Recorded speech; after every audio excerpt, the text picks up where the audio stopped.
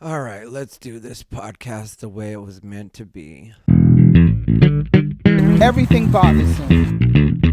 He's unbothered. He calls it unbothered, but that's what's cute because everything bothers him. He's bothered. I'm a botherina. What's up, everybody, and welcome to yet another episode of Unbothered by Thai Rivera. That's right, it's Unbothered by Thai Rivera. I'm your host, Thai Rivera, the absolute best LGBTQ comedian in the world. I'm breathing a sigh of relief because I don't know how I'm going to announce this. This may be me actually announcing it right now. But Unbothered is going to go back to its old format, which is audio only. I will still do the current events videos on YouTube and add all the editing to those. But I feel like the base of what this podcast was, if you don't remember, I'll refresh anybody that may be new or somebody that may have forgotten. This podcast is about me being bothered and then talking something out with myself until I reach the state of unbothered. That's what the podcast is. And over the last couple of months, it's been a video podcast, and I had completely stopped. Well, it's been over a year now. And I had completely stopped doing the audio only episodes, and sometimes I would upload audio only. But audio only usually gets more listeners, and I know that that's going to be a slow build back up, and I understand some people won't come back. And everything works the way it naturally is supposed to work. I was talking to a friend not too long ago who was talking to me about eras and how he doesn't really believe in things ending, but just in different eras. And I feel like that's what Unbothered has been going through. Like, there were different eras. There was the angry era, then there was the political era, then there was the video Las Vegas era. Now we're returning to square one, which is the audio let's get unbothered era, which this is where I'm most comfortable. I like to lay down when I do my podcast. I don't want to sit up. I don't want to be paying attention to a camera. I don't want to worry about lighting. I don't want to worry about anything when I do this podcast. I just want to worry about whatever it is that's bothering me. And to tell you the truth, this is the only thing that's really bothering me right now. Is somewhere along the way, I got into this thinking where I had to do things a particular way, and my life will never work out when I try to do it like that. It just won't, because I am a very go with the flow guy. I know people have different ideas of what they think I'm supposed to be like, or the way that they think I run things, and it's probably the opposite of what most people think. Everything is a lot more natural than most people would probably guess. And that's just because I really am a person that just lets life take me. Like, if you'll notice, I keep saying that I'm not going to be on the road, and then right after, I'll end up on the road again. Why does that happen? Because I'll think I'm not going to go on the road, and so that's what I'll say. And then someone will hit me up, and they'll be like, do you want to go on the road? And I'm like, yeah, sure. And it's not always about the money. I've done some gigs. More recently, I did one that I'm still debating on whether or not I want to talk about it, just because I know some people will take it as me talking shit, but it really was just that things worked out a particular way on that episode, and I had to, or on that episode, in that situation, and I had to put down a boundary. And I know people really hate it when you put down boundaries with them, but I'm a person that does have a lot of boundaries. I've been doing this for 20 years now, and if nothing else, I should be able to say, yes, I will be treated this way. No, I won't be treated that way. And if people have a problem with that, then that's just going to have to be their problem. Don't hire me. Don't fuck with me. Don't use me. Don't call me. Because I certainly didn't call this person. This person called me and asked me to go on the road with them. I went on the road with them. And then they were on some fuck shit. And so that's what I know about that. And it was several months ago that this happened. So anybody that's thinking, oh, it was this week or that week, you're probably not going to guess it. And I only haven't talked about it because I wanted to be professional. But then, like always, I end up hearing that person's talking about it. And it's like, why are you talking about that as if it was a negative thing as far as I went? I was completely cool until you gave me a reason not to be. then I put my foot down, and suddenly I'm the worst person in the world. And that's the way people usually do it with me. That's also why this podcast was created, because people would have this way of talking about me and making themselves sound like they were victims. And then I would tell the actual story, and people would be like, oh, okay, well, that makes more sense. And that seems to add up, because I don't try to make myself sound good on my podcast. Sometimes I'm an asshole. Sometimes I'm the bad guy. Sometimes I realize that I owe somebody an apology, and that's something I've used this podcast for in the past. My first episode, which I believe was with Jill Chrissy, if I remember correctly, or maybe that was the second or third episode, but the Jill Chrissy episode from way back when she first did it, which literally was at the beginning. I started off by apologizing to her because I was in the wrong. There's an episode with John Carden where I apologized to him where I was in the wrong. It's not like I think I'm an infallible person, but there are times when I know that I am in the right. When I know, like any time that you, and I mean any of us, when I say you, this is directed at me too. Anytime that you decide that you should be treated better than you're being treated, there's probably a good chance that you should be being treated better than you're being treated. And even if another person might look at it and say you were wrong, if you feel that your standard isn't being met, then that's something that you should work to correct in your life. Now, if that means just a quick conversation with somebody, cool on that. If that means you taking steps to make sure you don't find yourself in that situation again, cool on that too. However it works out, because sometimes it's somewhere in between. Sometimes when you really think about it, you're like, well, if I hadn't let them get away with this, and this, they wouldn't have thought it was okay to get away with that. So in a way, I hate to victim blame, which I really don't care about victim blaming, but if I were to victim blame, what I would say is that you were wrong for letting them get away with it for that long, and then you finally put your foot down, and then they felt victimized, and the reason that they felt victimized was because up until that point you would let them think that that was acceptable behavior. And that's something that I was guilty of in that particular situation. But once I moved to correct it, then nobody can come back on me once I move to correct it. Because then it's like, yeah, you were right. I was putting up with you up until that point. But now I've said I no longer want to put up with you, or I no longer want to put up with this. I guess you could call it abuse. For me, it's just mistreatment is what'll usually piss me off, and it's because I was raised to respect people. So I do treat people with a lot of respect initially. Until you give me a reason to not feel like I have to respect you anymore, I will respect you. And this was definitely one of those situations where I'd been being cool and I had been trying to be as chill as possible. And then at a point I got like, I've been doing this long enough that I know how I should be treated. And if I were some open micer begging somebody to go on the road with them, then that's one thing. But when you disturb me out of what I'm doing in my life to ask me to be somewhere, and then I actually show up there, no questions asked, don't ask you how much money you're paying, I just go.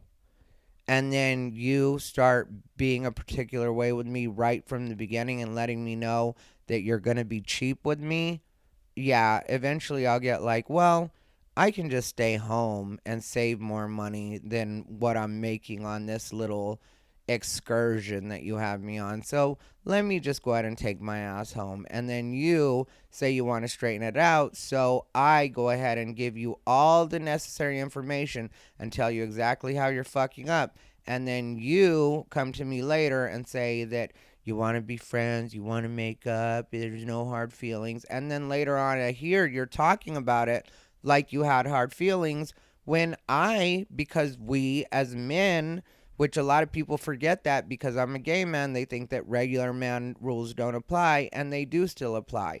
Just like I didn't choose to talk about you afterwards because we had already, as men, settled that between the two of us, and then you go gossiping like some sort of senora. yeah, I'm probably gonna eventually say something about it, and maybe one day I'll just decide to drop it all together and not mention it. Maybe that's what'll end up happening.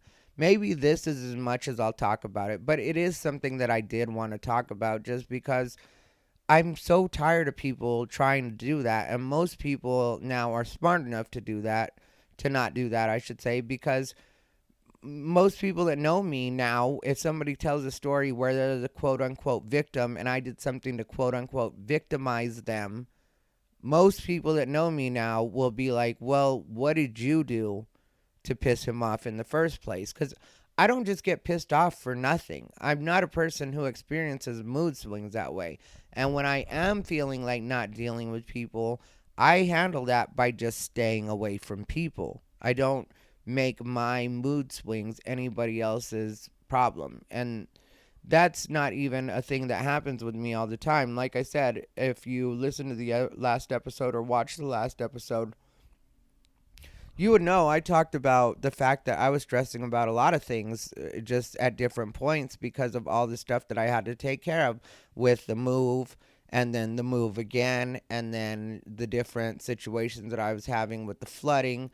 I mean, like all of that during that entire time, I was still going out, I was still doing sets, I was still being social when I had to be, and I wasn't like the average person had no idea other than if I just decided to tell them a bit of what was going on, and they certainly couldn't tell by being like, "Oh, Ty just yelled at somebody today," or "Ty just snapped out of nowhere." No, none of that ever happened, and none of it usually happens. I know that recently I've been mentioned a few times on the Vegas scene, and as far as that goes, anybody can say anything they want about me on the Vegas scene, and unless you're friends with me, which I really kept very few friends. There are people that I'm friendly with that I haven't seen, haven't talked to just because they're in Vegas and I am an out of sight, out of mind person. Some people would say that's a character flaw.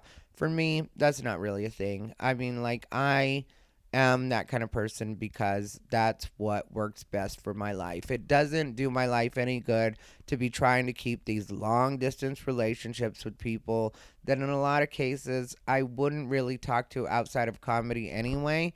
And so it's like I'm just not going to pretend and be like, "Oh yeah, let's be on the phone once a week or whatever." I'm not a lonely person. I'm not bored. I'm not any of the things that people would think that you would be if you're a person like me. I'm probably not that.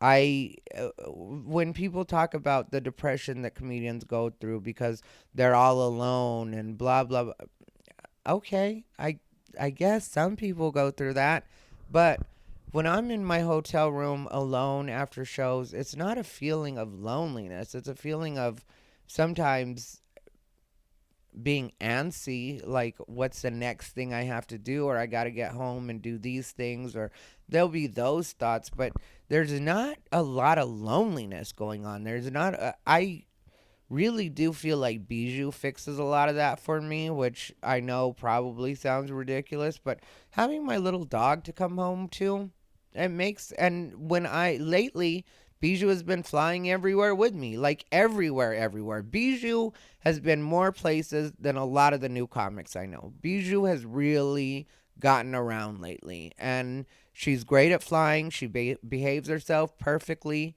She's a perfect little lady. And then when we're in hotels, perfect little lady. Bijou is always 100% perfect. So when you have your dog to come back to in your hotel room, it really does alleviate all of the stuff that I hear people talking about. So the idea that me, just because I'm a comedian, somehow I have to be super lonely and tortured and whatever else. No, that's not what's going on. There are regular trials and tribulations that happen through my life just like any other human being, but I don't think I have it any worse because I have to travel, or even the fact that I've been honest about the fact that I do want to eventually be in a relationship again. But I've lately on stage been talking about some of the dysfunctional relationships that I've had with different people in the past, and I think some people will listen to those stories and think that I'm talking closer to present tense. In some cases, these relationships were years and years ago, and this is how I've grown into being the person that I am now. Which the person I am now at this particular point in my life doesn't want to have any problems with people, doesn't want to have any drama with people. And when I say people, I mean the people I date, the people I'm in romantic relationships. There have been times where I have recently chosen just to stop talking to people because I knew it wasn't going the way that I wanted it to go. And I knew that from where we were, it probably wasn't going to turn into what I need a relationship to be. And that too goes with what I was saying earlier. At a certain point in your life, it's okay to say, these things are not for me. I know this will not work for me in a relationship. And rather than try to bend and mold somebody into what I think it is they're supposed to be, why don't I just let them be them and find a person that's more suited to what it is they're offering or more willing to take what it is they're offering? And I go ahead and sit this one out until I find somebody that's offering what it is I need, what it is I want. Because there's really not a lot that I quote unquote need from another person right now. It's just not the position I'm in life where I need them to fulfill me in some way. If somebody comes along that makes my life even better than it already is, I'm 100% down for that.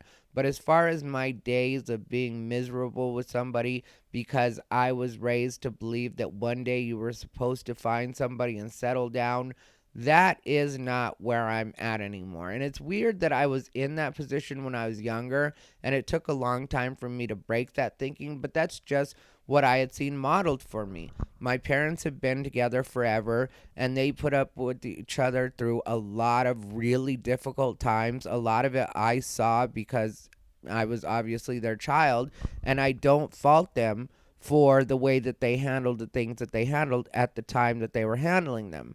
But now, the way I see it is my parents lived through circumstances that they didn't always want to stay in, I'm sure of. I mean, like, from what I saw, they went through some pretty miserable times.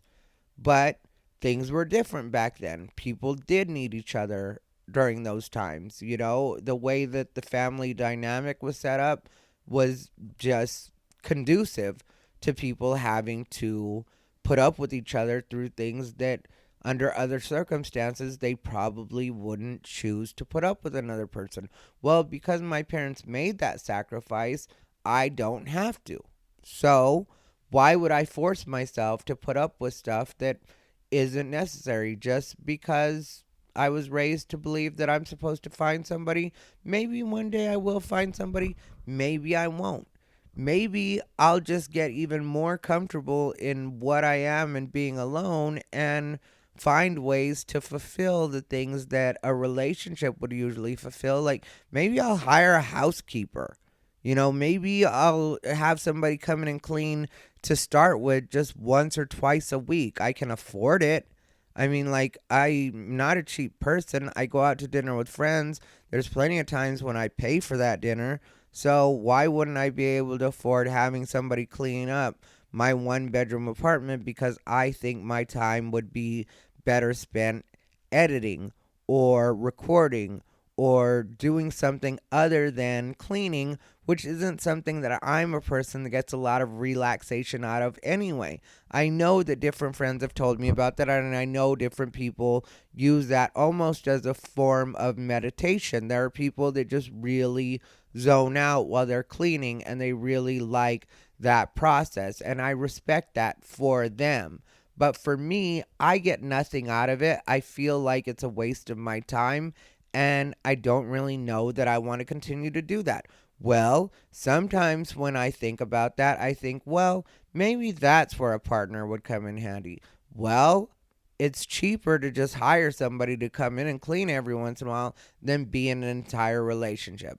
Or even when it comes to sex and hooking up, I can quickly go on Grindr and find what it is I need there. And lately, I don't even feel like doing that. Lately, I just feel like there are better ways to spend my time than even dealing with the guys on Grinder. Because anybody that's on Grinder will tell you that a lot of times it'll turn out not being exactly what you wanted, not being exactly what you thought it was going to be. Like sometimes guys are doing stuff like catfishing. Sometimes they're completely who they look like, except for they don't act like you thought that they were going to act. You had like a different picture from them as far as what you thought they were going to be, not actual picture, but the picture in your mind was different from the reality of it. And so that too can be somewhat unsatisfying. And I could be wrong, but I just feel like the person that I'm going to eventually be with, should I end up in another relationship, is going to be a person that I actually meet in the flesh. And then from there, we figure out what we're doing, or we figure out that we actually like each other. That's the way I feel about it. But I don't feel like that's anything that I need to chase down. I don't feel like I need to be in any particular place or make myself extremely available. I feel like if somebody's meant to step in my life, they're going to step in my life no matter what I'm doing. We'll find each other. It's always worked out that way in the past, and I don't feel anything pressing about my age. I don't feel like I need to do these things. I mean, like when it comes to career, I definitely do feel a sense of urgency to do things the way that I need to do them and to get things in order and to make things happen.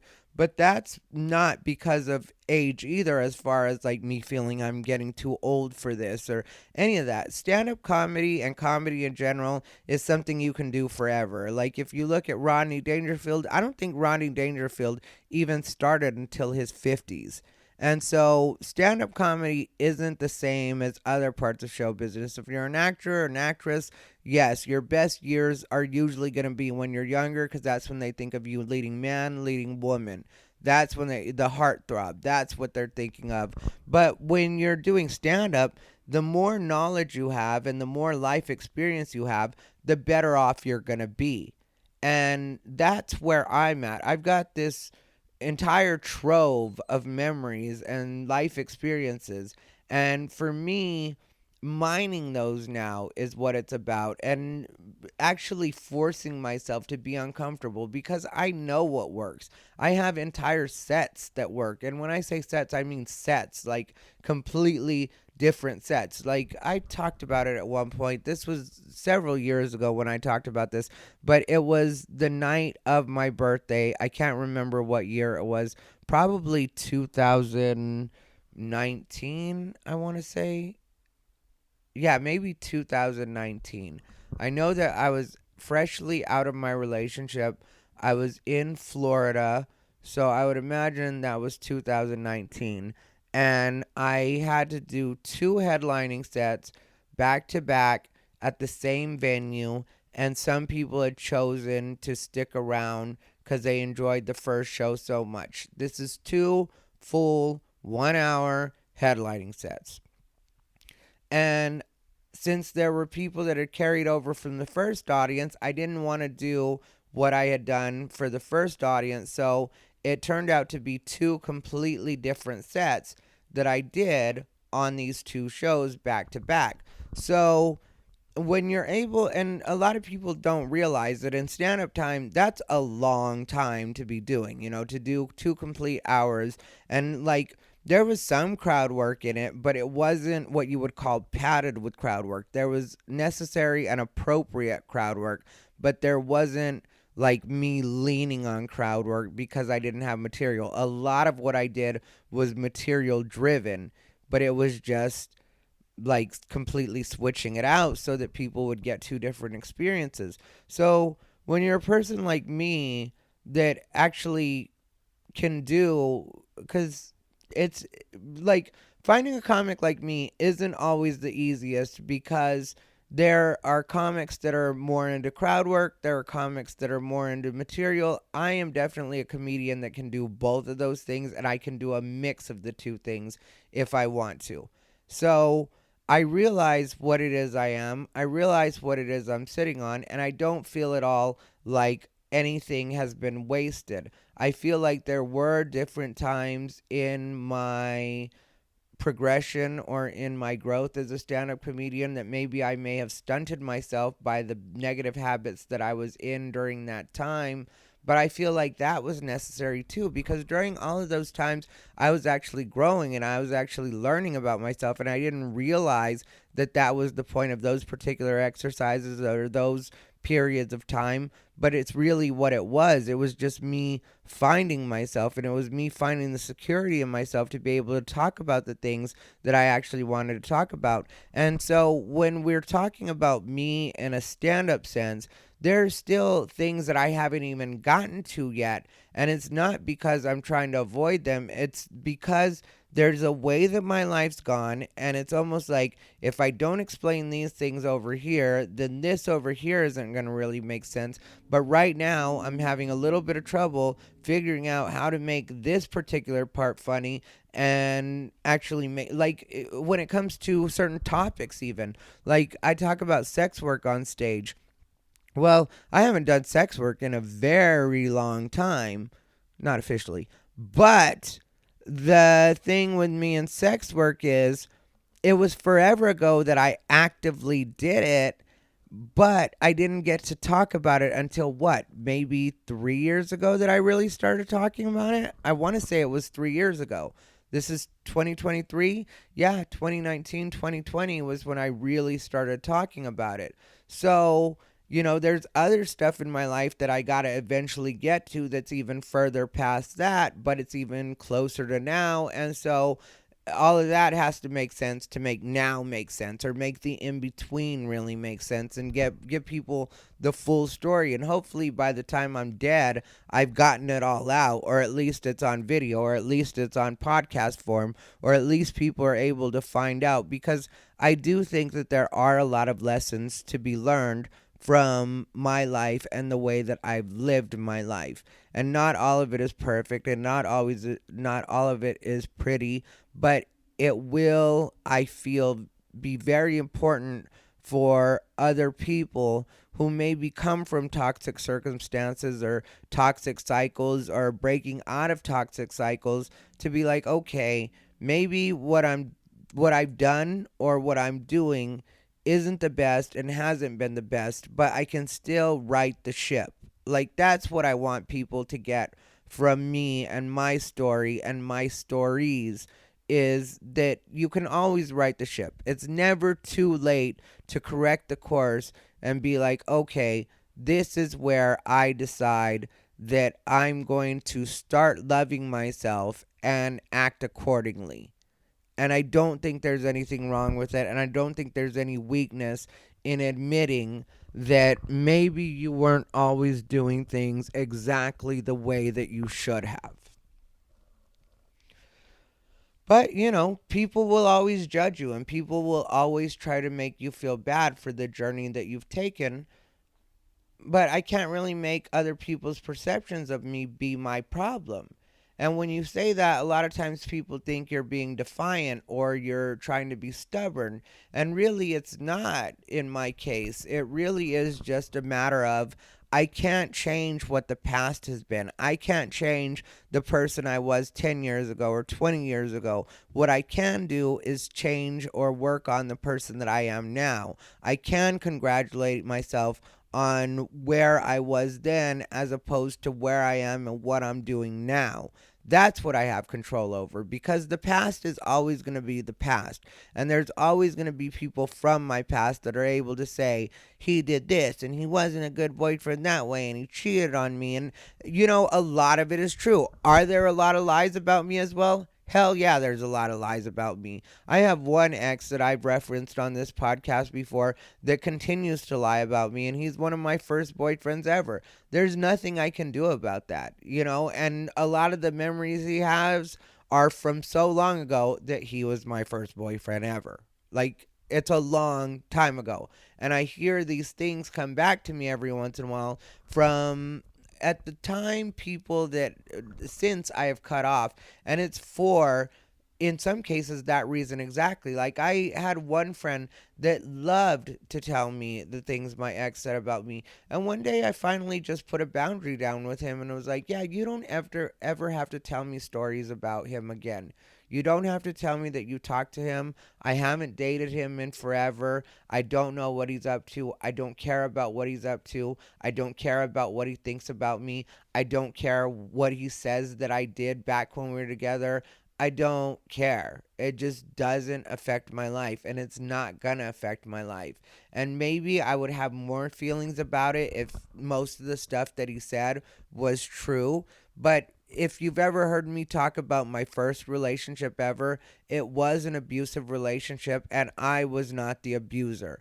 It was a situation where I truly was just a dumb, good kid at the time, and I mean, like, my first relationship, like real relationship, I think I straddled like 18 and 19. Like I was 18 and 19 years old was that relationship. And I remember it kind of carried on because it was very toxic and it was on and off. And in that way, I will admit there were parts where I was completely in the wrong. I was easy to be bought off when I was a kid like that, and I was getting some good gifts. I'd get like a stereo, I'd get a shopping trip, I'd get all the things a kid would want, a stereo, a shopping trip, Gucci watches, like trips. That's what my life was. That's the apologies that I would get. Those were the consolation prizes for the things that hadn't turned out well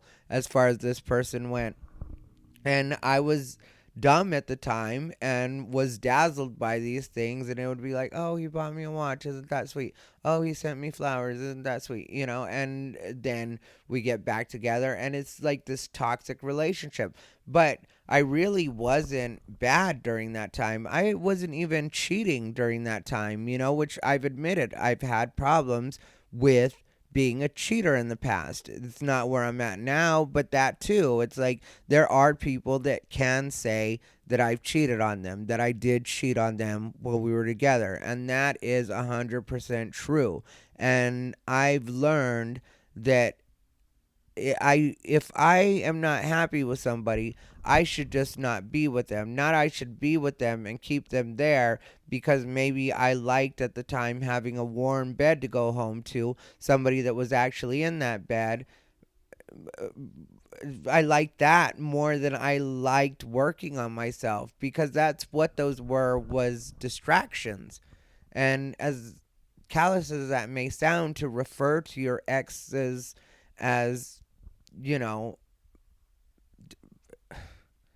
what? I mean, like, basically stand-ins for your own loneliness. And I think that's why I grew to the point that I grew to, was because I got to see what it was like to actually do things the wrong way, and know what it feels like. Because for me, I don't know about anybody else, but for me, even when I was in the relationships where I cheated on people, I knew what I was doing was wrong, and I wasn't happy with myself. I did have a guilty conscience about it, which is supposed to be no consolation to any of the people that I cheated on. I don't say this as any kind of justification or they should forgive me because I felt bad about it or it wasn't the satisfying experience that I thought it was going to be. That isn't at all why I say it. I say it to remind myself that I didn't like the person that I was when I was doing that. So, like I said earlier, what can I do moving forward? Well, I haven't cheated on anybody that I've been in a relationship with since 2018, and that was the last time I was really in a relationship. I was in an open relationship for a short while. I talked about that. That was when I was with the Beast. Well, when I was with the Beast, I was in an open relationship, and I figured out that open relationships weren't for me. I don't want to be in an open relationship. I want to be in a monogamous relationship, because to me, there's no point in really dedicating to somebody if we're not gonna completely be 100% in it with each other and only with each other. Because it's easy to say, I'm having problems with you, let me go fuck a stranger.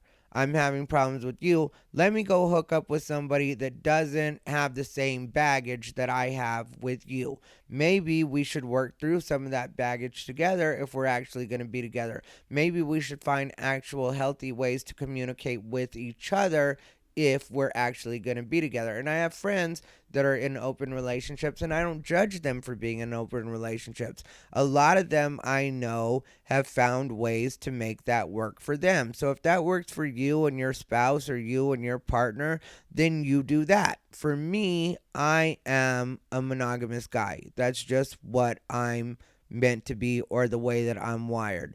And eventually, do I think that's going to change? I really don't. I feel like if I've already made it to this age and just figured out that that's who I am and what I am, then I need to respect that so that I can end up in something that's actually right for me. And again, not find myself in a place where I'm with a placeholder. Because at that point, that's what it would be too. And I'm getting old enough that I don't have time for a lot more placeholders in my life. I don't have a lot of room left in my years to just be spending it with placeholders, because you stay with the placeholders for a while and you waste some time, and yeah, you learn some things along the way, but at the end of the day, which I hate the saying at the end of the day, but at the end of the day, you've already figured out that this isn't what's going to work for you, but you're doing it again just so that you can waste more time so you don't feel alone. And like I said, I'm not having a problem where I'm feeling alone, so why should I continue to do that? Out of force of habit, I don't think that's a good reason to do things. And so with me, I just continue to work on myself, and I continue to concentrate on the things that I need to concentrate on. Like I said, stand up has been giving me plenty. The content, I really do enjoy making the current events videos. They take a lot of editing, and right now it's all me doing that. And I have a friend that edits as well, but I don't really think anybody can see my vision yet when it comes to that. And I will get more views when I do the current events videos. It's just like I said, I've been trying to dedicate to the podcast and do the editing for that, and then I've been trying to, when I say trying to, in my mind, and then also doing the current events videos. And at a point, I just get paralyzed because there's so many things that I should be doing, quote unquote, should be doing, that it makes it so I don't want to do anything, because it's like, well, I can't do this right, and then this ends up taking up this much time, and then I don't have time for these, and I think these are more beneficial not only to the algorithm and to gaining followers, but also to what I find the most, really the most entertaining. What I find the most interesting is a lot of times when I'm talking about the current event stuff, what I'm able to make the most fun. Because with my podcast, if you guys find it fun, then I'm happy for that. If you guys find it just beneficial to listen to, I'm happy for that too. But I don't feel any real need to fully entertain you guys when I do my podcast. It's just about me saying I'm a fucked up person, and hopefully one or two of you being like, you know what, I'm kind of a fucked up person too. How about I just listen to you be fucked up for a little bit, and maybe that'll take my mind off of the fact that I'm fucked up, or maybe it'll drive home for me that I'm fucked up, and maybe I should be working on myself the same way Ty has been able to work on himself. But then there's the people that'll hate listen, and that'll always happen with a person like me. There are always going to be people that hate on me, and that's been my entire life. So again, I'm not going to pretend that that's something foreign to me, but also I'm not going to let that in. So when I hear that people that I haven't dated, people just from life in general, are talking about me, that's not something I'm going to give a lot of play to either. I'm not going to sit and listen to people tell me, oh, well, this comedian said that, and that comedian said that. Well, first of all, most of the people that talk about me that you refer to as comedians either are not comedians anymore, or were open micers that I dealt with at some point. Like, I deal with professional comedians all the time. We don't have a lot of negative feelings about each other. There's usually not a lot of room to have negative feelings about a lot of other comedians, because we just don't get to interact that much. when it comes to actual comedians, a lot of times you're on the road, they're on the road, you're both on the road. You don't really have time to get into it with people. And when you're off the road, you're usually going to spend it with people that you like. Like when I get off the road, excuse me. Like when I get off the road now, when that I'm living in Austin, when I get off the road, I immediately usually hit up John Carden once I get back to town because John Carden is a positive person and we're actual friends. We enjoy each other's company. So I'll usually hit him up to see what he's doing. There's a girl by the name of Leonarda here in town that I really like, and I'll hit her up to see what she's doing. There's a few other comics here on the Austin scene that I'll check in with or let know that I'm in town, and that's about the way it goes for me. It's not spending a bunch of time like, ooh, I hate this person or I'm thinking about this person. No, I just got off the road. I'm not thinking about any negative stuff or anything that could be a potential stressor. I'm just trying to unwind to get my life back together. A lot of times I'll have laundry to do or I'll have editing that needs to be done. I have a bunch of videos that I need to make shorts and reels out of. And like I said a while back, I've got somebody that can help me with a lot of that. And that's what I use the guy that helps me edit for, is I use him for that. But he's not working for free, so I have to pay him. And then sometimes I get backed up, not on paying him, but I do get backed up on just the amount of content he'll give me. And I'll be like, I haven't even put out that yet. So why would I pay to have more content done when I haven't even used the content that I've already paid for? I've got a bunch of stuff that I have not used yet at all, and I need to just start scheduling it and putting it out. And like I already said, there was a minute where I was just paralyzed because I was trying to do so many things in my head and realizing that if I stop doing these things in my head and just start doing things in the way that makes the most sense to me in the real world, then I'll be doing a lot more than I'm doing by getting, by getting caught up in the feeling that I need to be doing a million things that don't really need to be done. And I'm sorry I'm yawning, but it's almost time for me to wrap this one up. It's 5:20 in the morning and I have had quite a day. I don't know where my bijou. Oh, my bijou is right here laying next to my head. I didn't even notice she was right there. When did you come up here? Can I have a kiss? That time she gave me kisses right away. But yeah, that's what this episode was just about. It's just, I want to go back to the format of, it's almost anonymity. I can sit here in the dark and pet Bijou like I am right now and tell you guys absolutely anything because I'm not looking in a camera and I'm not worried about how the lighting is and I'm not worried about whether or not my bathroom door is closed or whatever it is that I might think about when I'm actually recording a current events video or something that's shorter. When it comes to the editing on those, I've mentioned that it does take forever. I don't think people understand. I recorded a 5-minute video with a bunch of editing. I think it was the Sam Smith video, and that took like 8 hours to do it. If you guys want to check it out on my YouTube, it is a couple weeks old, but it's a really good video and it gives you an idea of what I do with editing. And that's all me doing it. So I'm the one that has to find the clips that I want to use and edit the clips and put them in. And it's, if I have to remove the audio from one thing so that I can use that clip, and I think it makes for a smoother viewing. If I think it makes for a smoother viewing experience that way, then that's what I'm going to do. But that's where my focus needs to be when it comes to the editing. I don't want to waste my time trying to edit an hour-long podcast. I would rather do this. There will always be edits in Unbothered. I'm sure you guys heard a few as we were going.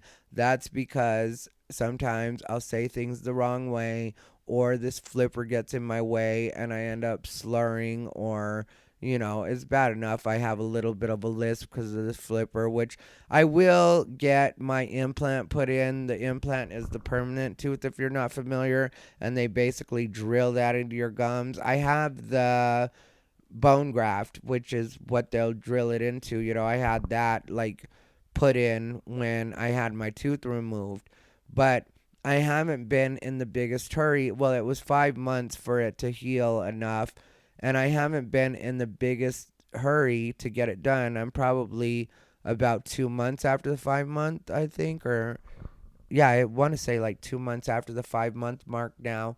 And I haven't been in a hurry because I have one friend that talks about the fact that he got implants and his implants are giving him problems. And that is not the most encouraging. And then I have another friend whose mother had major problems with her implants.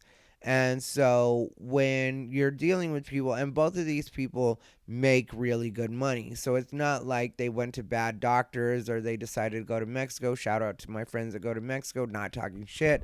But it's not like they were skimping when it came to the money. So if they're going to what are probably some of the best dentists in their area, the best, I don't know if it's a dental surgeon or orthodontic surgeon, I'm not sure exactly what cosmetic dentistry, I believe is what that is. But when they're going to the best, and I know I'm going to go to somebody good as well, it's not inspiring a lot of confidence in me. And it doesn't make me want to do it because I've had to do so many things over the last year. If you guys don't know, it was still within the last year that I had my hernia fixed. It was still within the last year that I had that lipoma removed from my head. All of the healing that I've done for tattoos and piercings, which I know has all been elective, but at the same time, more healing that I've had to do.